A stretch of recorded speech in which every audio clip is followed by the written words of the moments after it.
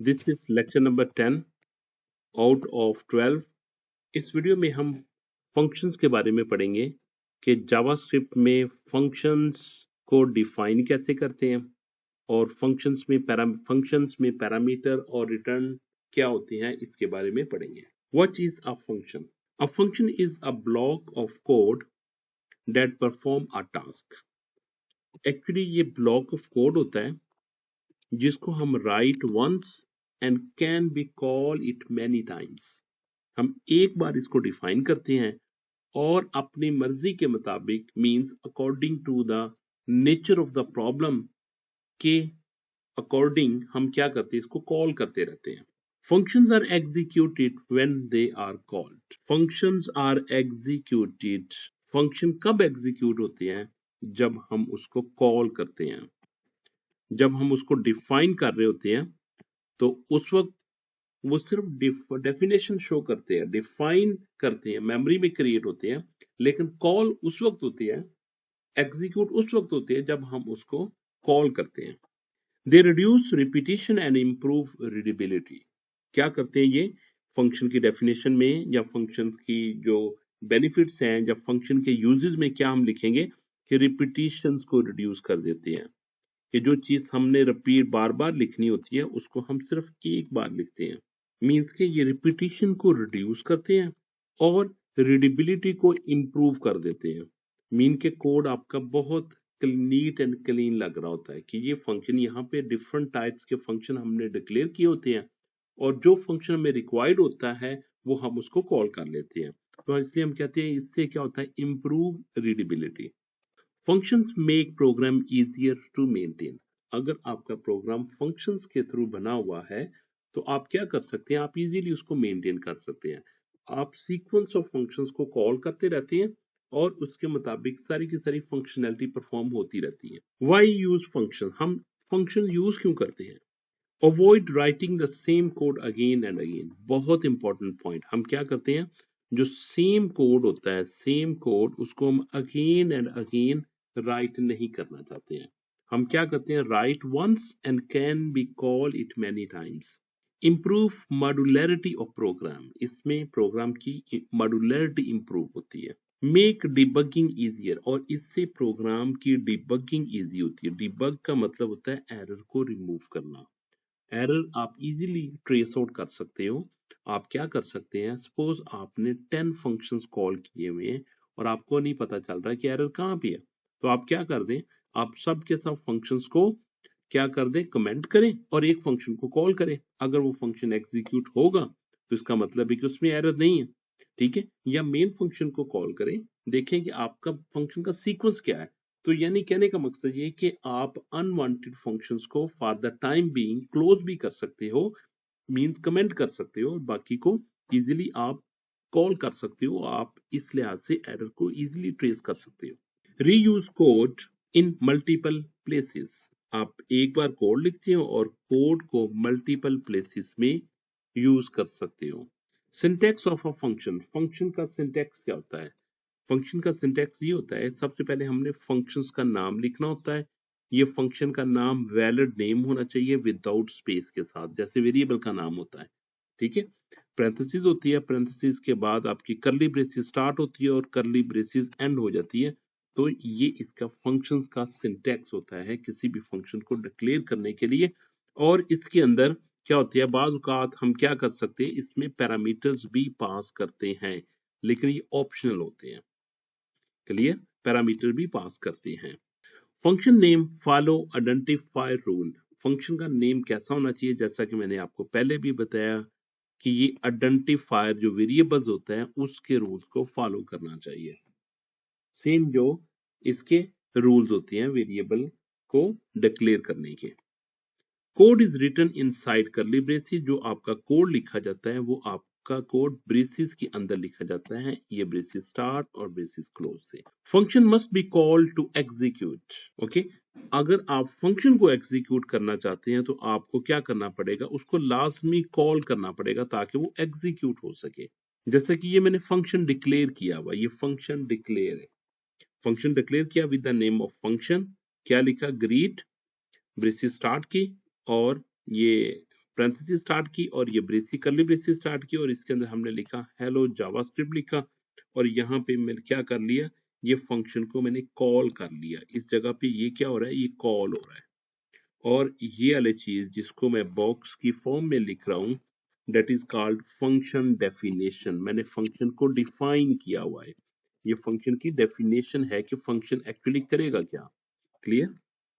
Function with parameters, जैसा कि मैंने आपको कहा हुआ कि फंक्शंस ऐसे भी होते हैं जिसमें हम पैरामीटर्स पास करवाते हैं। पैरामीटर हम क्यों पास करवाते हैं, क्योंकि पैरामीटर्स के थ्रू हम फंक्शन की मींस के उसकी फंक्शनैलिटी को कंट्रोल करते हैं कि हमने कितने बार किस चीज को रिपीट करना है या इसमें से क्या करना है या किस वेरिएबल पे काम करना है, उसको हम पैरामीटर्स कहते हैं। Parameters are variables used in a function definition. ये क्या होते हैं, वेरिएबल्स होते हैं और कहाँ पे यूज किए थे, फंक्शन की डेफिनेशंस में। Values are pass during function call, और इनको वैल्यू दी जाती है। Values are pass during function call, जब मैं फंक्शन कॉल करूंगा उस वक्त मैं इसको वैल्यूज दूंगा इन पैरामीटर्स को।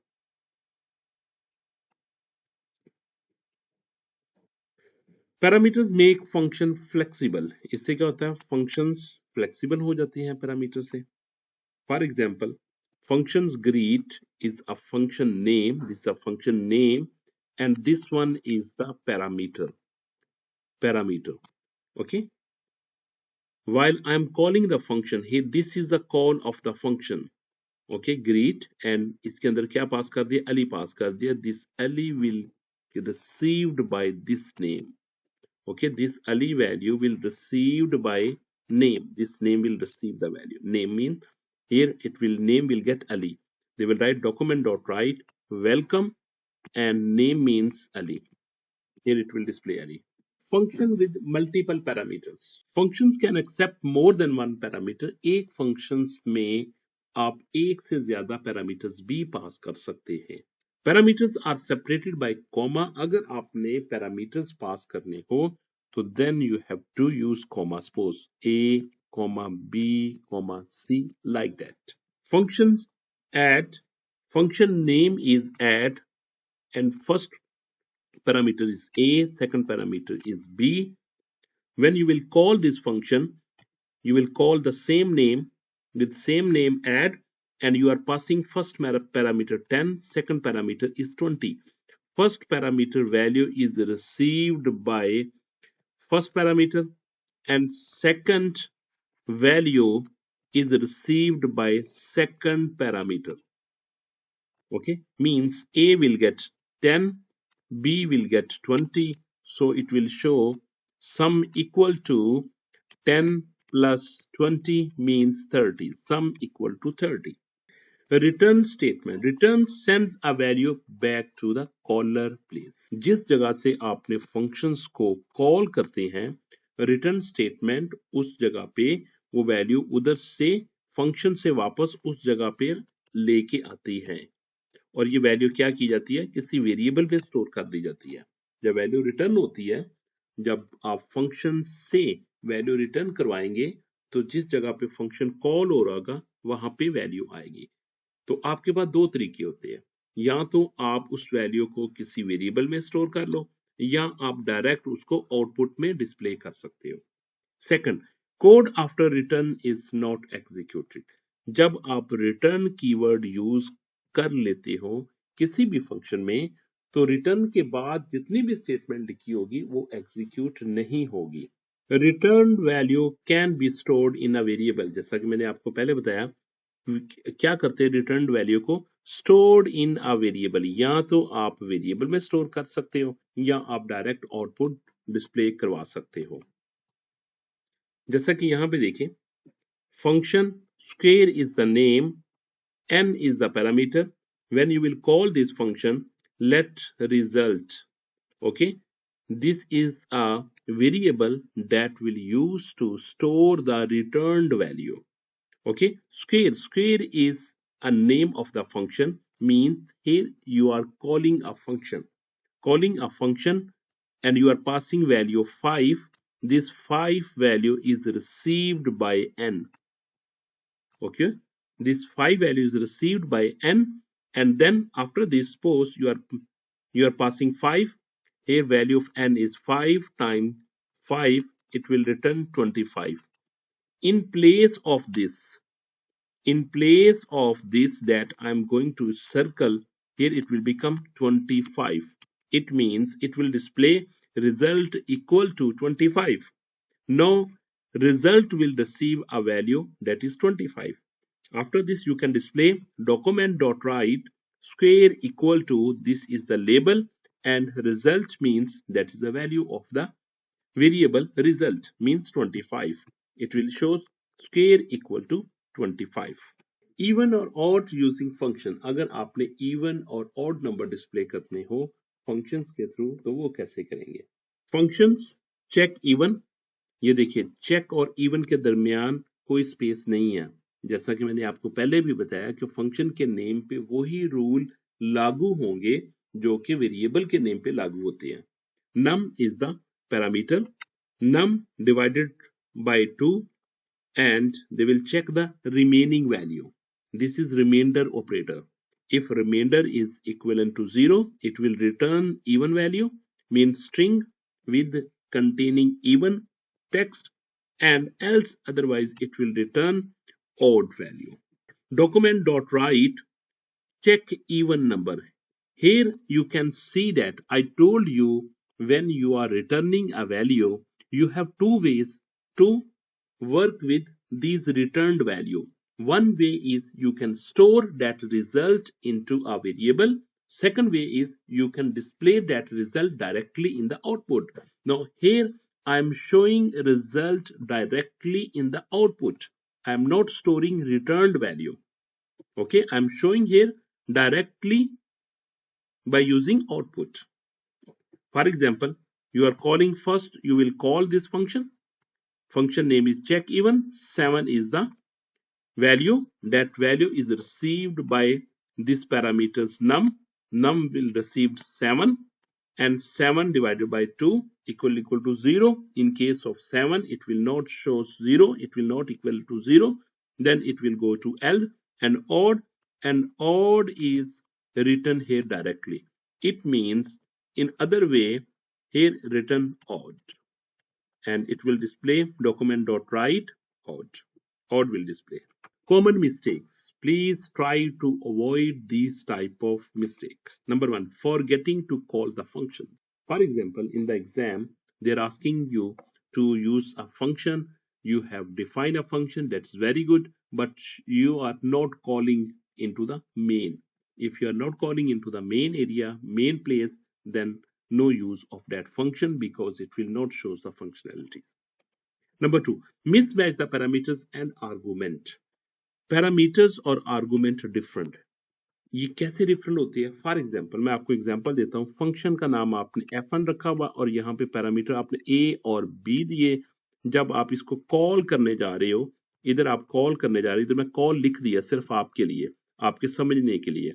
कॉल fn, यहाँ पे क्या आएगा? 5, 10 और 15। ये देखिए आप क्या कर रहे हो, आप यहाँ पे तीन वैल्यू पास कर रहे हो।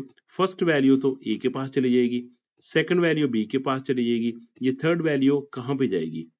ठीक है, तो दो तरीके, या तो आप इसको रॉन्ग कॉल कर रहे हो या आपने इसकी डेफिनेशन को रॉन्ग डिफाइन किया हुआ है, या तो उसको 3 करें या उसको 2 करें। ठीक है, तो ये mismatch in parameters and argument, एक तो ये हो सकता है। Clear? Number 2, not using return when value is needed. जब आपने रिटर्न नहीं यूज किया, हालांकि आपने रिटर्न करके वैल्यू रिजल्ट रिसीव करना था, तो उसके लिए आपको लास्ट में रिटर्न करना पड़ेगा।